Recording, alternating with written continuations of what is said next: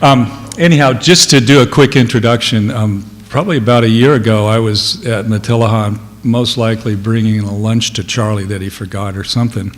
And I was walking back out, and Mark was out in the yard in front of the Matilija Junior High School with a tape measure. And so he asked me if I could help measure out something that he was going to do out there. And I don't know if you've been by there recently, but there's a lot of building going on there. A beautiful pavilion is rising in front of there. And Mark was obviously volunteering his time and putting it out there. And so that was my introduction to what he was doing. And now I see that the fruition of what's happening. And today he's here to introduce you to it and tell you what's going on there. And so, Mark, it's all yours.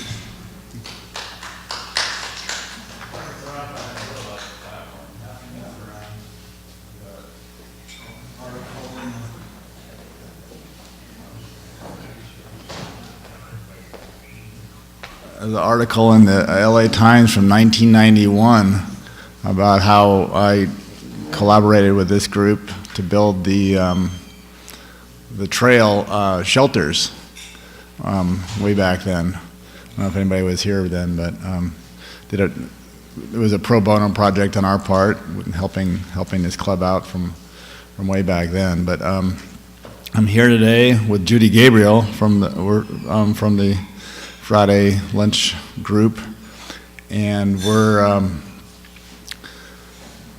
we're seeking financial aid, and so that's the main purpose of us being here. And but the project is this at the Matilija Junior High School, and it's really kind of a beautification project. And also kind of a way to give is a gift to the school from the community, way of kind of lifting up our public schools. They're with the enrollment down, and the public school system, I think, is kind of we feel on maybe a downward trend right now, and so it's a way to bring the public schools back up and give it some spirit and some energy. And also the auditorium structure there is like one of our only public auditoriums in the community. And that, if you've ever been to a performance there, during intermission, they kind of gather out in this kind of dirt area, and they have like a folding table out there, and after the performances, sometimes they gather out there and it wasn't really a very, inviting area, and so the intention is also to, give the auditorium a space, for gathering during intermission and after performances. But the project was our last year's president, Bill Gilbreth's. It was his brainchild, so he wanted to do a project that signified his year of presidency, and he thought this would be a really good project for the community, and it would be something that he could put his energy into and feel good about. So he recruited me as an architect and designer, and a couple other committee members, and we've been working on this, like Cam said, for over a year now. And the design is meant to be kind of a mission to match the mission style, to match the existing school, and not distract from the existing architecture, but to blend in. And it's like an outdoor classroom for the school to be able to the classes to gather outside if the teacher thinks it'd be a good idea for the kids to get outside and get a break from sitting in the classroom. This is a space where they could go.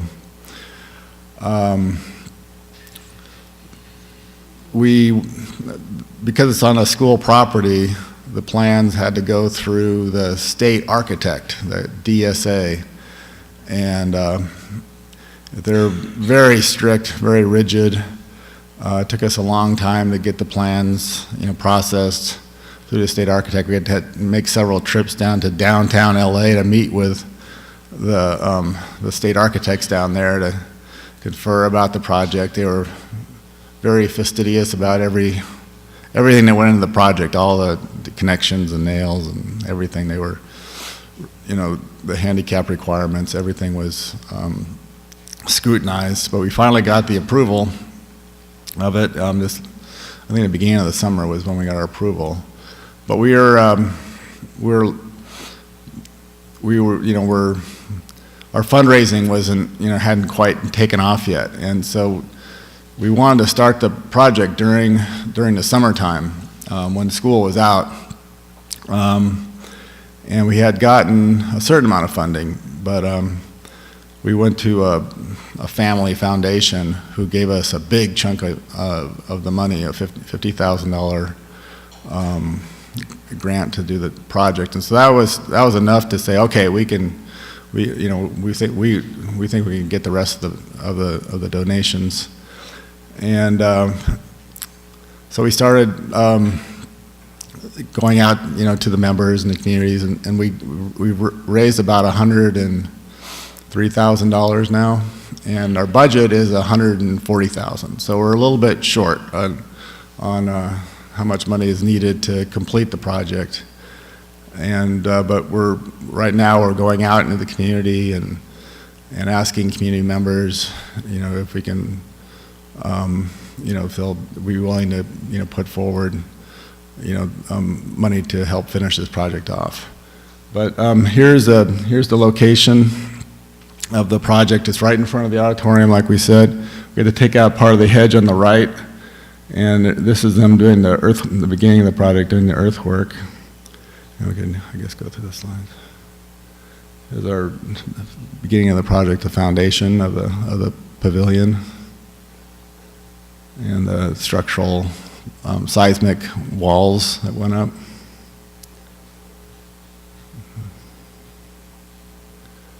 And beginning of the framing. This was just happening a few weeks ago, and so it's been, you know, happening really fast. We promised the school district that they didn't want us to start the project. They said, you guys are getting a late start on this, and you guys should wait till next year. And it was really disheartening for me, putting in so much time, and so we said, no, we'll get the funding, don't worry, let us get going. And so we promised them we'd get done with all the heavy, noisy stuff before school starts tomorrow. And so which we have. We finished, go ahead. This is the finished inside framing of there's like a dome inside the structure. What we're asking is for people to donate in different levels. And Judy's going to talk about that, right? Yeah. Yeah, this is the architectural drawing. So it has a little plaza space right outside the auditorium with a light pole. Yeah, there's a kind of a street lamp and benches for people to come out and sit around, and then there's then you go inside the pavilion. There's benches inside the pavilion as well. And so I'll let Judy's going to talk about the different opportunities for donating, and we have different plaques and bricks and whatnot. Go ahead, Judy.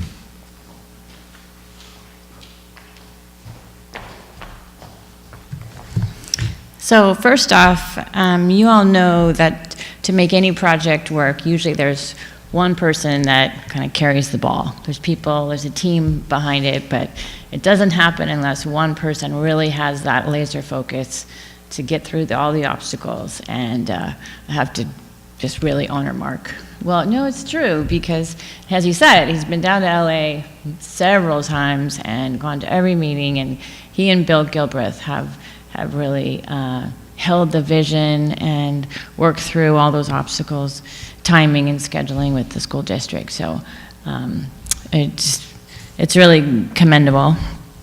So the the project is initiated by our club, but Bill's vision is that it's really owned by the community. So it was wonderful that we got this large donor. It's anonymous.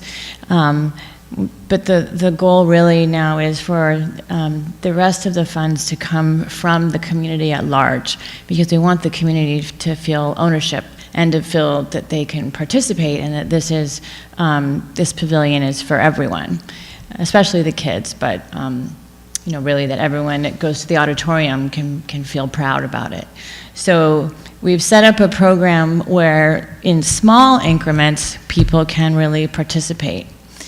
And what we're doing is going out to all the different service organizations, community groups, and asking them to reach out to their own constituents, their own groups, and to everyone to contribute. And of course, one of the parts will be even the parents and teachers at the schools.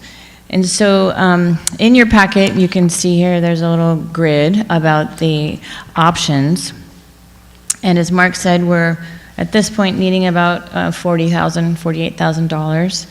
And it sounds like a lot, but even if in one of the smallest increments would be the single engraved bricks, and we were talking about 30,000 of that coming from those bricks, which it would really happen fast. If we're putting out the invitation, all of us would go, oh, I want $125, I want my kid, or my family or whatever to be part of this. So I think that part can happen really fast.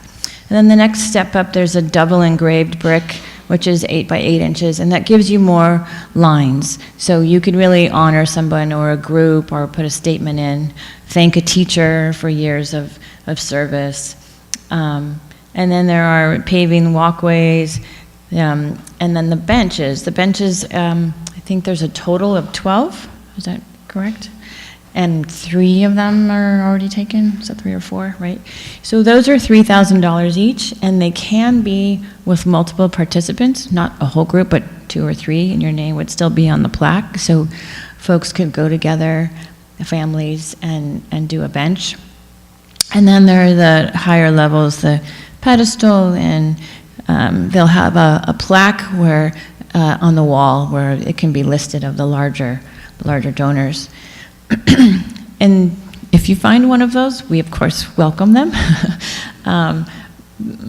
But again, we encourage you to just spread the word, and we're hoping that this club might partner with us on this and really feel like you as well are owners of it, and helping to, as a community, to make it come to be.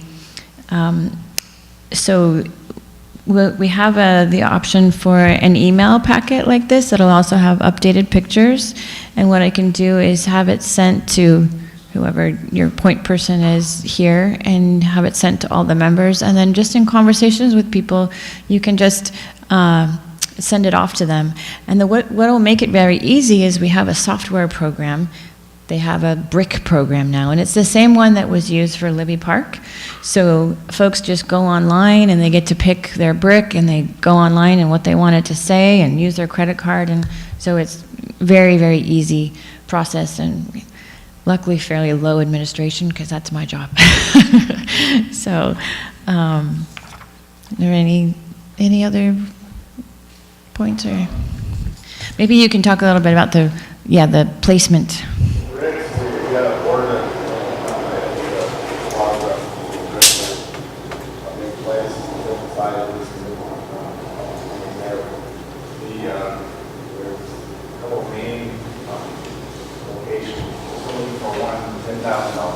Okay.